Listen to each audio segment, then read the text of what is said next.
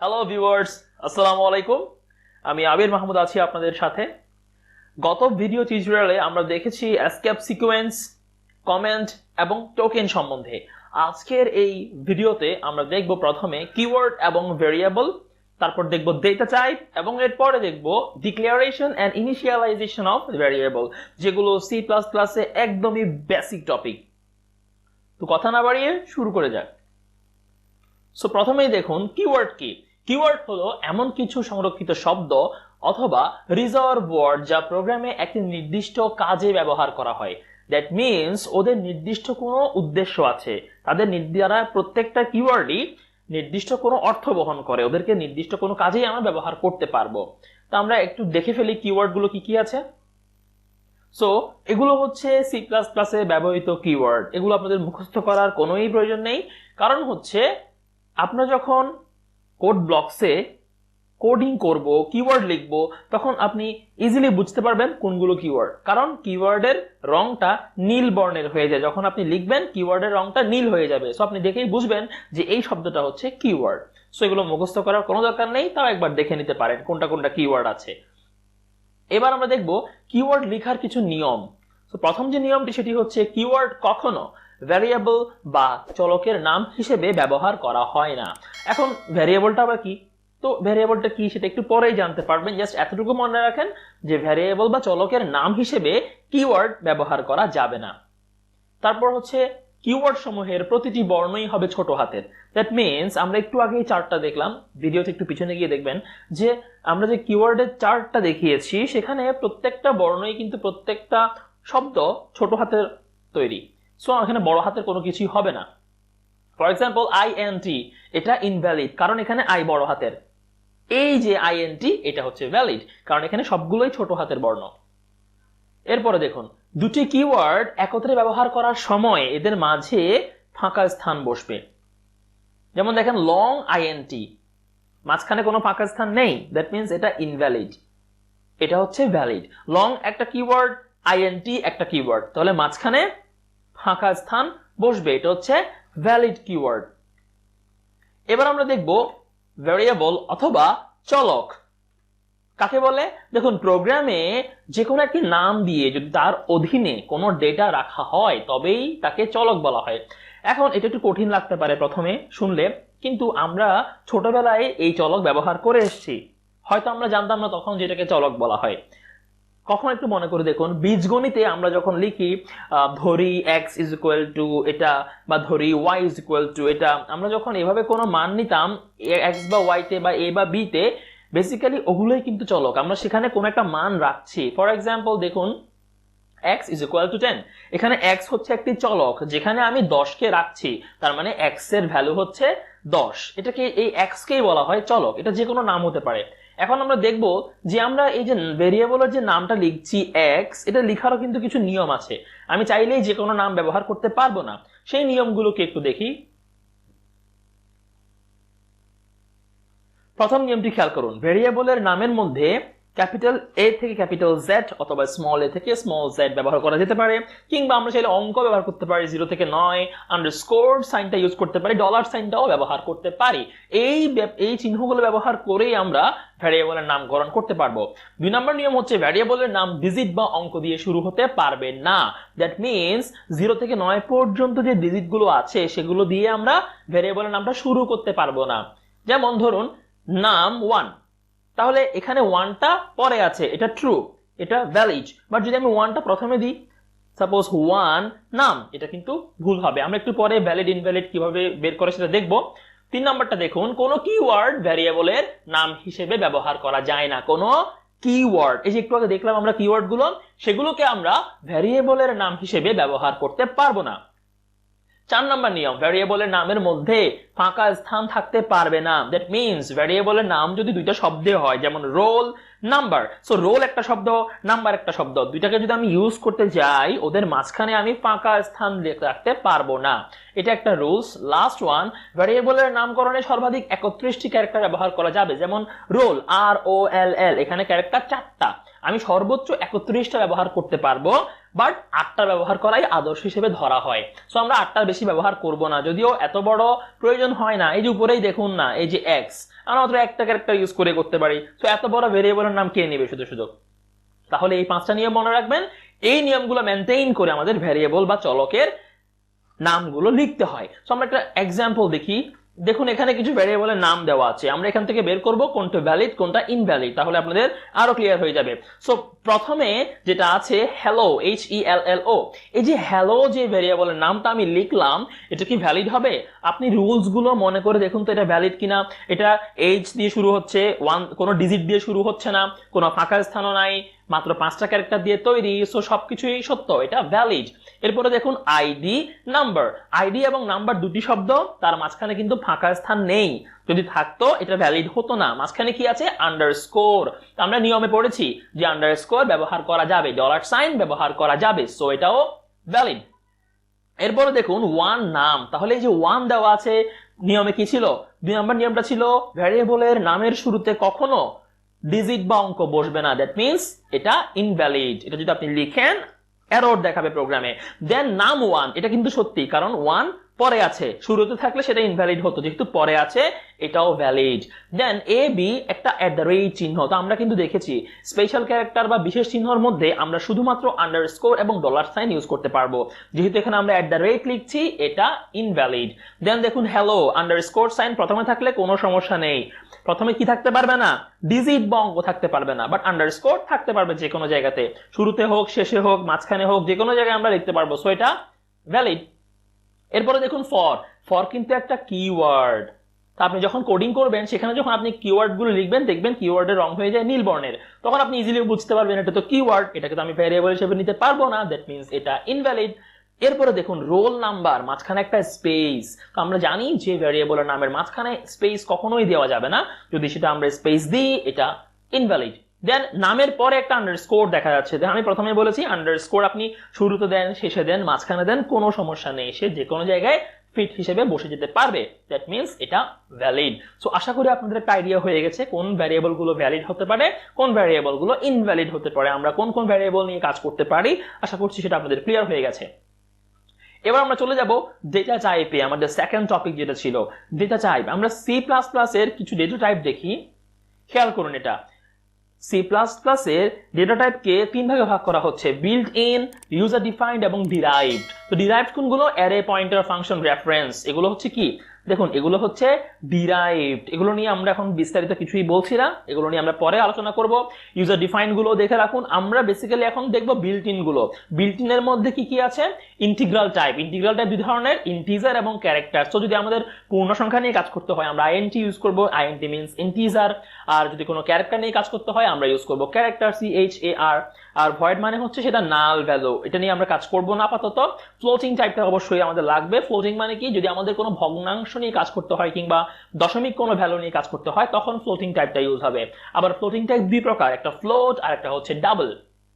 এখন প্রশ্ন আসতে পারে যে দশমিক নিয়ে তো কাজ করব, দুইটা কেন আসছে এখানে? দেখুন ফ্লোট হচ্ছে দশমিকের পরে 6 ঘর পর্যন্ত নিতে পারে, কিন্তু মাঝে মাঝে প্রোগ্রামে অনেক বড় সংখ্যা চলে আসে, দশমিকেরই অনেক বড় ভ্যালু চলে আসে, যেটা আর ফ্লোট ইউজ করে আমরা করতে পারবো না। দ্যাটস ওয়াই তখন আমরা ডাবল ইউজ করব। ডাবলটা হচ্ছে ফ্লোটের থেকেও বড় রেঞ্জের। এগুলো নিয়ে বিস্তারিত আলোচনা করছি না, ভিডিও বড় করার কোনোই দরকার নেই, আমরা প্রোগ্রামে সরাসরি দেখবো জিনিসগুলো।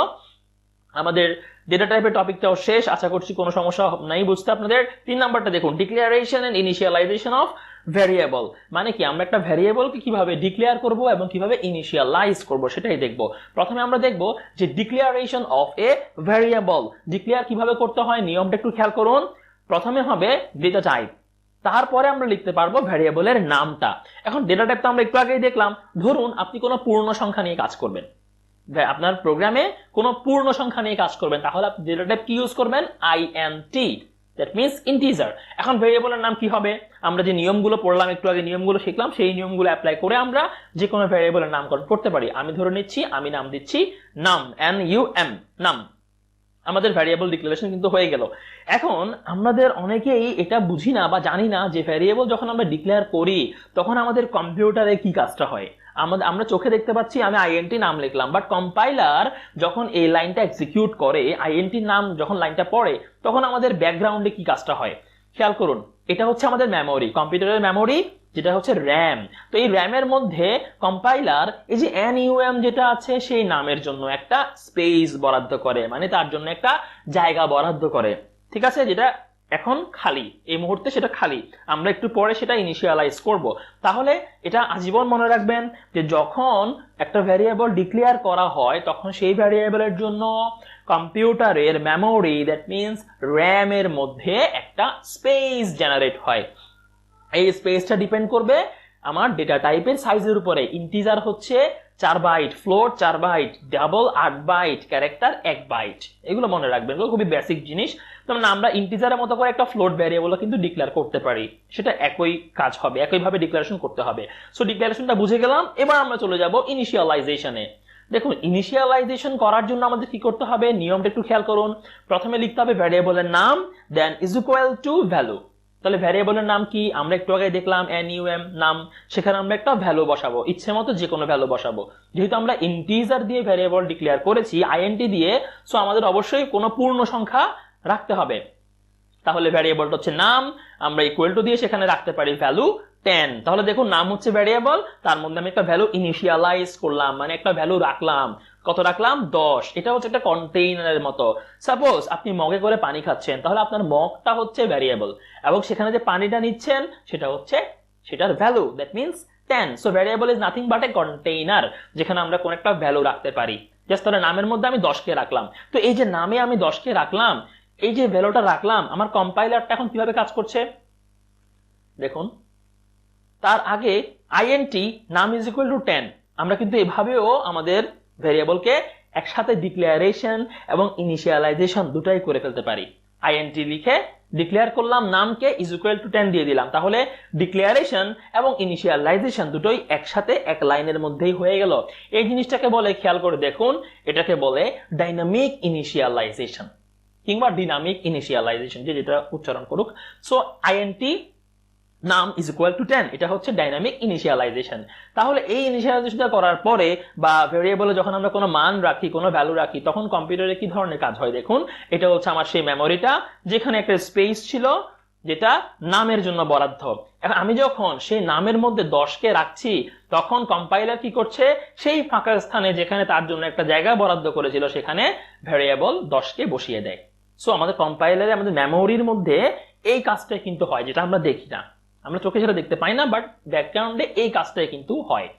তো এই ছিল আমাদের ভ্যারিয়েবল ইনিশিয়ালাইজেশন এবং ডিক্লারেশন। 3টা টপিক আমি কভার করে ফেললাম, আশা করছি আপনারা বুঝতে পেরেছেন। আমি এবার আপনাদেরকে সরাসরি কোডে নিয়ে যাই।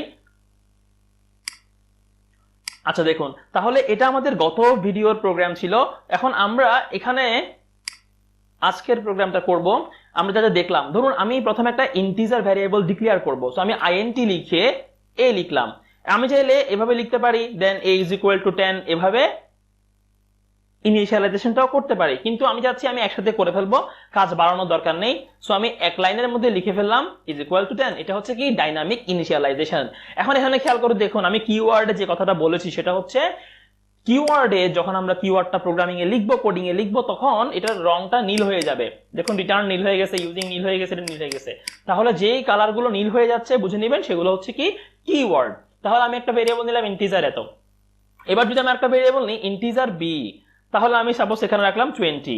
এখন একটা কাজ করা যায়, দেখুন আমি ইন্টিজার দিয়ে একবারে লিখলাম, আবার ইন্টিজার দিয়ে b লিখলাম, এভাবে বারবার না লিখে আমি একটা ইন্টিজারের মধ্যেই কিন্তু b কেও নিয়ে আসতে পারবো, যেহেতু দুইটাই সেম। আমি এখানে কমা দিয়ে লিখতে পারবো, কোনো সমস্যা নেই। তাহলে যেহেতু দুইটা ইন্টিজার, আমি বারবার না লিখে একসাথে লিখতে পারি অথবা আলাদা করেও লিখতে পারি, এটাও একটু আপনাদেরকে দেখিয়ে দিলাম।